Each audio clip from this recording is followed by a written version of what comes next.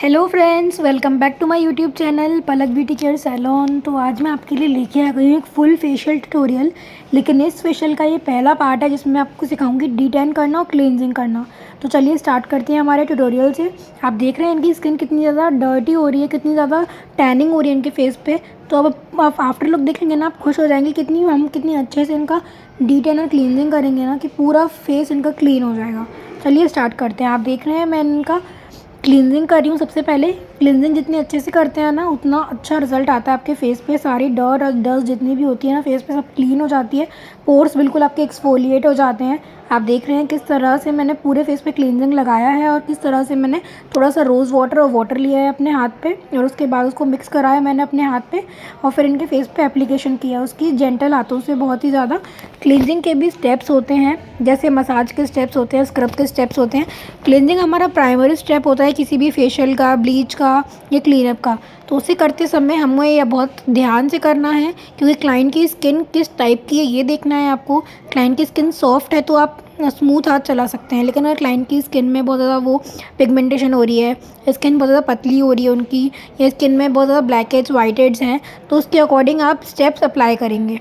अब आप देख रहे हैं इनकी स्किन में बहुत ज़्यादा टैनिंग थी सबसे पहली बात तो, और इनकी स्किन थोड़ी सी लूज़ हो रही थी। इन्होंने मुझसे बोला तो इनको थोड़ी टाइटनिंग भी चाहिए थी और टैनिंग भी रिमूव होनी थी, और इनके यहाँ पे पार्टी या शादी थी, फंक्शन था कुछ, तो उनको ग्लो भी चाहिए था। तो उसके अकॉर्डिंग ही हमने इनका फेशियल किया है। वो मैं उसको आपको नेक्स्ट वीडियो में बताऊँगी कि हमने कौन सा फेशियल किया था, उसका वीडियो मैं नेक्स्ट ट्यूटोरियल में डालूंगी। लेकिन इस ट्यूटोरियल में आप ये सीखिए कि हम क्लींजिंग और डिटेन कैसे अप्लाई करते हैं और उनकी क्या प्रोसीजर होती है, क्या स्टेप्स होते हैं। तो पूरा आपको ध्यान से देखना है वीडियो को लास्ट तक फ्रेंड्स, बिल्कुल भी स्किप नहीं करना। आप देखेंगे वीडियो के एंड तक कि कितना चमकेगा इनका ग्लो। फेशियल से पहले ही बहुत अच्छा हो जाएगा इनका ग्लो। तो चलिए देखते हैं कि मैं आगे क्या कर रही हूँ। क्लींजिंग करते टाइम आपको ये ना बार बार हाथ में रोज़ वाटर या वाटर आपको लेना है और उसके साथ आपको क्लींजिंग करना है, क्योंकि जो क्लींजिंग होता है ना वो भी स्किन एब्जॉर्ब कर लेती है थोड़ा थोड़ा। तो आपको ड्राई होने से पहले ना थोड़ा वाटर लेना है, जिससे क्लींजिंग थिक ना हो और जो फेस पे ना स्मूथली आप हाथ चला पाएँ, और जो आपके स्टेप्स हैं वो एप्लीकेशन आप बिना किसी इसके प्रॉब्लम के कर पाएँ। क्लींजिंग बिल्कुल भी थिक नहीं होना चाहिए फेस पे। जैसे कि आप देख रहे हैं मैं बार बार रोज़ वाटर ले रही हूँ हाथ पे और उसके बाद इनके फेस पे जेंटली मैं क्लींजिंग कर रही हूँ। क्लींजिंग और फेशियल ना दो तरह के होते हैं। एक तो आप हाफ फेशियल जिसे हम बोलते हैं, वो फेस और थोड़ा नेक का एरिया कवर होता है, और एक हमारा फुल फेशियल होता है जिसमें हमारी पूरी नेक कवर होती है, फेस कवर होता है, हमारा बैक भी कवर होता है। तो ज़्यादातर लोग तो हाफ़ कराते हैं फेस और हाफ़ नेक का। तो मैंने इनका वही किया है। आप देख रहे हैं कि मैं किस तरह से कर रही हूँ।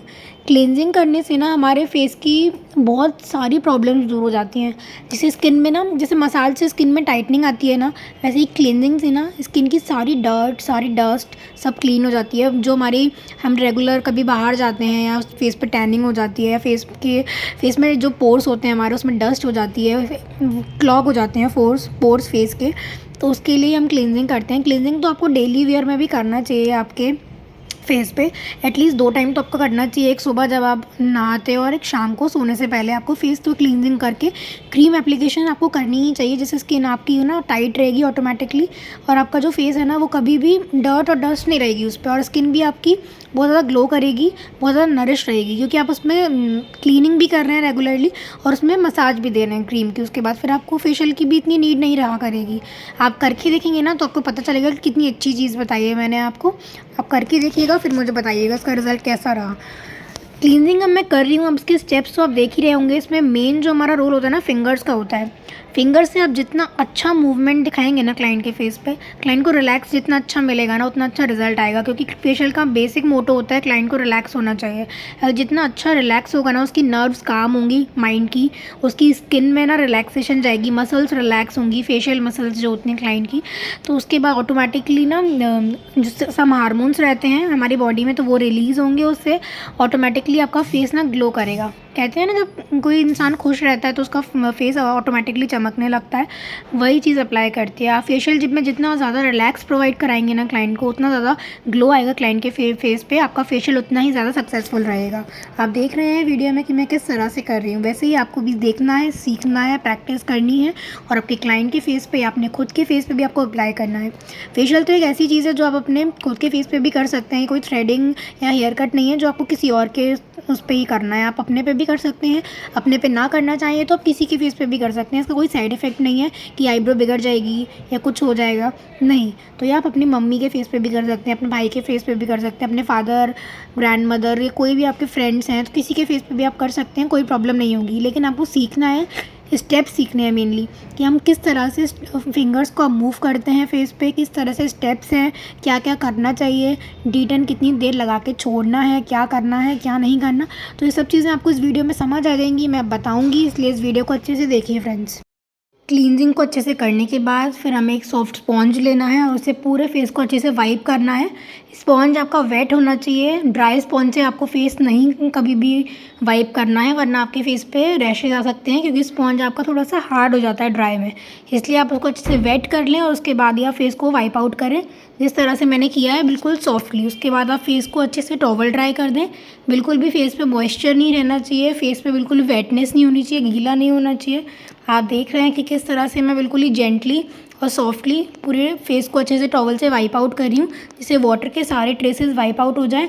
और उसके बाद ही फिर हम D10 अप्लाई करेंगे फेस पे। आप देख रहे हैं मैं किस तरह से कर रही हूँ। आप देख रहे हैं क्लीनिंग करने के बाद कितना अच्छा रिजल्ट आया है फेस पे, जो भी डर्ट एंड डस्ट थी क्लीन दिख रही है पहले से, कितना क्लियर लग रहा है फेस। अब हम इस पर D10 अप्लाई करेंगे। हमारा D10 अप्लाई करें या फिर कोई भी क्रीम अप्लाई करें या ब्लीच अप्लाई करें या स्क्रब अप्लाई करें, पैक अप्लाई करें, तो आपको एक चीज़ कॉमन रखनी है, वो है आपका ब्रश। इसके लिए एक ब्रश आता है, जैसे मैंने ये वाला ब्रश लिया है, एक स्पेसिफिक ब्रश आता है ब्लीच अप्लाई करने के लिए और D10 अप्लाई करने के लिए, तो आप वो बाय कर सकते हैं या फिर आप ऐसे ब्रश से भी अप्लाई कर सकते हैं। क्योंकि इससे ना दो चीज़ें होती हैं, एक तो जो हमारा ब्रश होता है उससे क्लाइंट को इरिटेशन नहीं होती, जो हमारी फिंगर से होती थी पहले, और दूसरा हमारा मटेरियल भी जो होता है ना वो भी कम लगता है, कम क्वांटिटी में, और फेस पे पूरे अच्छे से स्प्रेड भी हो जाता है। जैसे फिंगर से कभी अनइवन तरह से स्प्रेड होता था, कहीं ज़्यादा लग गया कहीं कम लग गया किसी साइड, तो ब्रश से क्या होता है हर पूरे फेस पे ना इवनली हम लगा सकते हैं, लगा देते हैं, कोई प्रॉब्लम नहीं होती है। जैसे कि आप देख रहे हैं मैं पूरे फेस पे अच्छे से ब्रश की हेल्प से लगा रही हूँ। पहले मैं भी फिंगर से ही लगाती थी, लेकिन जब से मैंने ब्रश से अप्लाई करना स्टार्ट किया है ना, तो मैंने चीज़ नोटिस की है कि हमारा जो क्वांटिटी है ना वो भी कम लगती है हमारे प्रोडक्ट की, और दूसरी चीज़ पूरे फेस पे इवनली अप्लाई भी हो जाता है प्रोडक्ट, और तीसरी चीज़ क्लाइंट को बिल्कुल भी इनकन्वीनियंस नहीं होती, इरिटेशन नहीं होती, क्योंकि ब्रश बिल्कुल सॉफ्ट होता है, तो उससे आप इवनली पूरे फेस पे क्लाइंट के अच्छे से अप्लाई कर सकते हैं, जिस तरह से मैं अप्लाई कर रही हूँ। तो आप भी ये चीज़ ध्यान रखें और ब्रश से ही अप्लाई करें इंस्टेड ऑफ योर फिंगर्स और इंस्टेड ऑफ योर हैंड्स। ये आपके लिए भी कन्वीनियंट रहेगा, क्लाइंट के लिए भी कन्वीनियंट रहेगा, और आपका प्रोडक्ट भी कम लगेगा। आप देख रहे हैं किस तरह से मैं पूरे फेस पे अप्लाई कर रही हूँ। हमें कान पे भी, ईयर की साइड भी अप्लाई करना है, लेकिन हमें आईब्रोज़ पे अप्लाई नहीं करना है, और जहाँ पे इनकी माउथ स्ट्रेचेस हैं, अपर लिप्स हैं, थोड़े बहुत भी हेयर्स रह गए हैं अपर लिप्स पे, तो वहाँ पे भी आप अप्लाई ना करें, वरना D10 लगाएं चाहे आप ब्लीच लगाएं तो गोल्डन हो जाते हैं हेयर्स। इन क्लाइंट के ज़्यादा थे गोल्डन हेयर्स अपर लिप्स पे, तो मैंने वहाँ पे कम लगाया है। आप देख रहे हैं मैं किस तरह से कर रही हूँ। जब भी आप D10 अप्लाई करें ना, तो आप ना थोड़ा सा उसमें रोज़ वाटर ऐड कर लें, जिससे जो उसका मॉइस्चर होता है ना, नरिशमेंट होता है ना, वो बढ़ जाता है। और जब क्लाइंट के फेस पे अप्लाई करेंगे ना, तो उनको कूलिंग सेंसेशन का फील होगा, तो वो बहुत रिलैक्स हो मिलता है उससे। तो ये चीज़ आप नोट कर सकते हैं और अप्लाई भी कर सकते हैं। आप देख रहे हैं मैं किस तरह से अप्लाई कर रही हूँ। हमें ना जब भी D10 आइज़ के अंडर आई में अप्लाई करना रहता है ना, तो आप क्लाइंट से बोल दें कि वो आइज़ अपनी ओपन कर लें और ऊपर की तरफ देखें, जैसे मैंने इस वीडियो में किया है। उनसे बोला था मैंने कि आप ऊपर की तरफ देखिए, जिससे अंडर आई में ईजिली अप्लाई हो जाता है और उनकी आइज़ में नहीं जाता है। याद रखिए आपको आँखों की पलकों पर नहीं लगाना है, आई लैशेज़ पर नहीं टच होना चाहिए, आईब्रोज़ पर नहीं टच होना चाहिए। अपर लिप्स पर अगर ज़्यादा हेयर हैं, ब्लैक हेयर्स हैं, तो वहाँ पर अगर अपर लिप्स नहीं क्लीन करवाए क्लाइंट ने, तो वहाँ पर भी आप बहुत कम क्वान्टिटी में लगाएं या बहुत कम टाइम के लिए लगाएं और जल्दी रिमूव कर दें। अगर उनके ईयर के जो आगे हमारे हेयर्स रहते हैं, साइड हेयर्स, फेशियल हेयर्स, अगर वहाँ पे भी ज़्यादा हेयर्स हैं क्लाइंट के, तो वहाँ पे भी आप कम क्वांटिटी में लगाएं या आप जल्दी रिमूव कर दें, जिससे जो ग्लो है वो भी अच्छा आ जाएगा, क्लाइंट की स्किन भी इवन लगेगी, और जो फेशियल हेयर्स है वो भी, उसका टोन भी इवन रहेगा, अनइवन में चेंज नहीं होगा, ज़्यादा येलोइश नहीं होगा, इस इवन स्किन टोन के अकॉर्डिंग उसका कलर हो जाएगा। आप देख रहे हैं कि मैं किस तरह से अप्लाई कर रही हूँ पूरे फेस पे। फेस के साथ साथ हमें नेक के एरिया पे भी कवर करना है, चाहे आप D10 कर रहे हो, चाहे क्लींजिंग कर रहे हो, चाहे आप ब्लीच कर रहे हो, क्योंकि हमें स्किन, फेस और नेक की, हम कोई भी अपना आउटफिट पहनते हैं तो नेक का एरिया भी उसमें शो होता है, तो वो स्किन टोन इवन लगनी चाहिए, इसलिए आप दोनों कवर करें। आप देख रहे हैं वीडियो में इनके अपर लिप्स में मैंने जो D10 लगाया था वो मैंने जल्दी रिमूव कर दिया था फेस का रिमूव करने से पहले, जिससे जो उनके अपर लिप्स के हेयर हैं उनका जो कलर है वो येलोइश ना हो और वो इवन रहे, जिससे इनका फेस ग्लो भी करे और जो हेयर्स हैं वो भी नेचुरल लगें, बिल्कुल भी अनइवन ना लगें, बहुत ज़्यादा आउट कलर्ड या आउट शेडोड ना लगें, जिससे फेस हमारा अच्छा लगना चाहिए। अगर फेशियल हेयर बहुत ज़्यादा येलो लगते हैं ना तो फेस बहुत ज़्यादा डल लगता है, उसमें लगता है कि ये हमने कुछ ज़्यादा ही करवा लिया कुछ, तो वो अच्छा नहीं लगता। इसलिए ये चीज़ आपको ध्यान रखनी है और उसके अकॉर्डिंग ही आपको D10 अप्लाई करना है पूरे फेस पे। D10 अप्लाई करने के 10 मिनट बाद ना आप थोड़ी सी 2-3 मिनट की मसाज दे दें रोज़ वाटर के साथ, जिससे जो हमारा D10 है वो पूरे फेस पे अच्छे से स्प्रेड हो जाएगा और जो ड्राई हो जाता है ना हल्का सा वेट हो जाएगा तो वो इजीली स्पॉन्ज से रिमूव हो जाएगा। अब आप देख रहे हैं कि किस तरह से मैंने स्पॉन्ज वेट करके पूरे फेस पे इनके वाइप आउट कर रही हूँ जो इनका D10 है। और आप ग्लो देखेंगे कितना अच्छा ग्लो आता है इसका आफ्टरवर्ड्स, बहुत ही अच्छा आता है, बहुत ही जो सारी टैनिंग होती है ना वो एक झटके में रिमूव हो जाती है। आप देख रहे हैं किस तरह से मैं स्पॉन्ज की हेल्प से बहुत जेंटली इनके फेस से पूरा D10 वाइप आउट कर रही हूँ।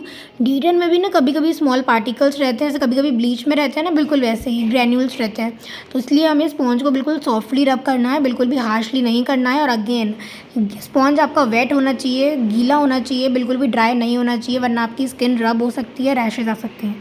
ये चीज़ ध्यान में रख के ही आप अपने स्पॉन्ज को फेस पे अच्छे से वाइप करें। जब भी आप अपना फेस स्पॉन्ज से वाइप कर रहे हैं अपने कस्टमर का, तो आपको देखना है कि आपको कम से कम 2 से 3 बार स्पॉन्ज को क्लीन करना है जब आप क्लाइंट का फेस वाइप आउट कर रहे हैं। तो जैसे जैसे D10 के उसमें स्पॉन्ज में एब्जॉर्ब होता जाए ना, वैसे वैसे आप उसको हटाते जाइए, उसको वापस क्लीन करिए। ये नहीं कि आप एक स्पॉन्ज आपने एक बार वेट किया है तो उससे ही आप पूरा फेस क्लीन कर दे रहे हैं, ऐसा नहीं करना है। आप देख सकते हैं इसका फाइनल रिजल्ट कितना अच्छा है। वीडियो अच्छा लगा हो तो लाइक कर देना, चैनल को सब्सक्राइब कर देना। मिलते हैं कल नेक्स्ट ट्यूटोरियल में। कल मैं आप इस फेशियल का फुल ट्यूटोरियल आपको दिखाऊंगी करके। चलिए मिलते हैं कल। Till then take care, bye bye, जय श्री राम, राधे राधे।